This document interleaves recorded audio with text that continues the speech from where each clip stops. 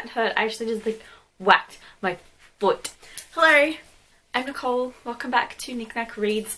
So today I'm going to be doing my June wrap up video. Let's just get started with the only book I purchased this month. And that book is End of Days by Susan E. It is the third and final book in the Angel Fall trilogy. I have the first two books which I purchased back in January and I've yet to read them because I was waiting for this one. So I'm just going to read them all at once and I'm not going to read what it's about because I don't even know what the first two are about except angels. This is the only book I purchased this month, surprisingly. The first book I actually finished this month is one I spent like a month reading or something ridiculous, and that is Plus One by Elizabeth Farmer. I do have a book talk on this book.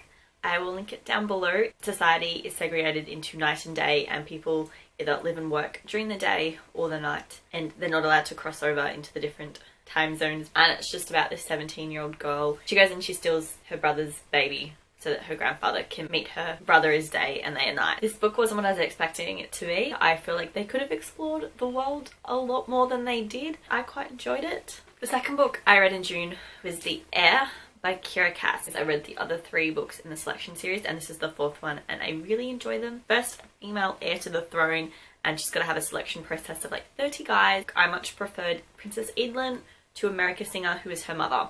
I found her character a lot more interesting. Her personal growth and development in this one book is leagues above the lack of growth and development her mother did in the entire series. It was cool to see America and Maxon as king and queen and rulers and as parents. I really did enjoy this book. Very interested to see how the final book plays out, and my money is on Kyle though. That's my number one pick. We will see how this plays out. The third book I read is by one of my new favourite authors, and that is Confess by Colleen Hoover. When I first started reading this book, I was a bit iffy on it. Then I kind of got further into it and I really did like it. And I just thought it was a really sweet story. I kind of had it pegged from the start that Owen had probably met her at the hospital when it got to the end, and I was just like, yes! I knew it. Owen was such a sweet character. He's so misunderstood and I felt so bad for him at several points because of everything that was happening. And the artwork in these books is insane and it is amazing and I think it's so gorgeous. Colleen Hoover just wrote this really great love story and it was realistic. Brother/uncle was creepy as anything and I was sus on him from the start. I really enjoyed it. I thought it was a great book. This next book I read, I was actually a little disappointed by. I had high expectations and hope for it and it didn't live up to it and I was a bit upset about that, and that book is The Chocolate Promise by Josephine Moon. Now, I don't know if you remember from my May book haul, but I was really excited about this book because it had to do with chocolate and Paris. I love chocolate. I like Paris. Didn't like this book a whole heap. I'm gonna say I'm disappointed. I didn't realise the characters in this book are in their late 30s. It just kind of threw me off this book completely just because I'm in my early 20s. I can't really relate to people in their late 30s at all. I feel like it's a completely different path that they're on to what I'm on, and I just couldn't relate to it at all and found it a bit boring in spots, especially at the beginning. It wasn't as chocolatey as I was expecting. I feel like for people in their late 30s that they kind of should have had their life together more. And the whole time I was just like, can you just get with him, please? I was immediately thrown off this book from the start because the main character's name is Christmas Livingstone. Yeah, Christmas.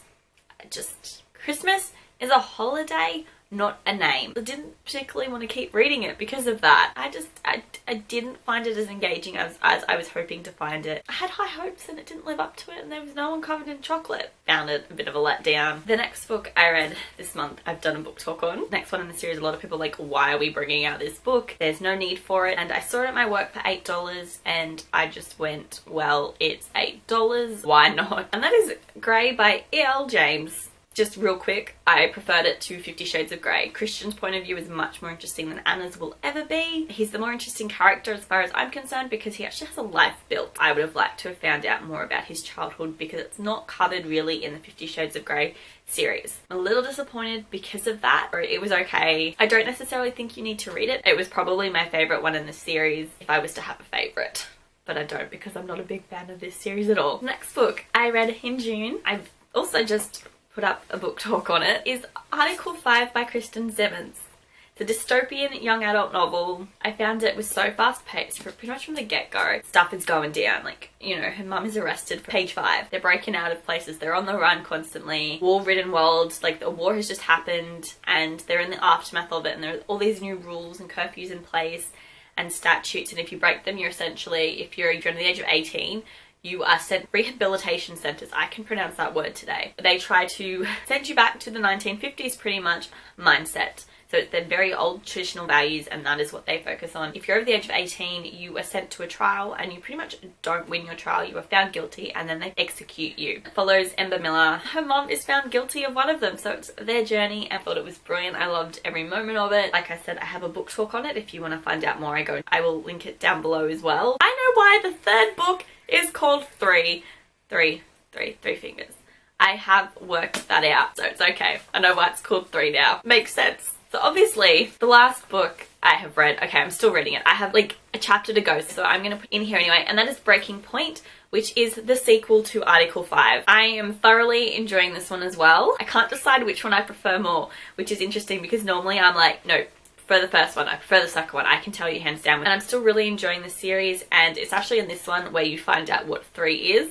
And so now I'm like really intrigued because 3 is kind of like the resistance body that's trying to go against the government. So I'm like, ooh, we find out more about them in the final book. So I'm really excited to pick that one up. I'm going to do a book talk on this, so I haven't done it yet, but it is coming. Breaking Point, they pretty much continue on, like it's set a month after Article 5 happens, and they're with the resistance group, and it's just what's going on at that point because they faked their deaths in Article 5 at the end. So it's cool. It continues on. This one is a more action-packed. A complaint I had with Article 5 is the fact that I thought there would be cool car chases and explosions and gunfights and it would be this awesome like boom boom boom thing, and it didn't happen and I was upset about that. It is okay guys, because Breaking Point has gunshots in it and there's explosions and there's bombs going off and there's fires and there's not an epic car chase. I'm waiting for that though. I'm holding out that 3 has an epic car chase. Shit is going down. Shit has gone down in this book. So it's very interesting, and you know, it's cool to see how Chase and Ember's relationship is moving forward with what has happened in this book. I just can't wait to read the final book and see what happens. They are the books I read this month. What am I going to be reading next month? 3 by Kristen Simmons. I actually go on a 10-week internship starting in the middle of July, so I don't have a massive TBR pile. If I read anything else, I'm gonna be stoked. So that is my June wrap-up video. If you have read any of these books that I read this month, comment down below and let me know what you thought of them. Did you like them? Did you hate them? Do you agree or disagree with my opinions? Thank you for watching. I will see you guys in my next video. Bye!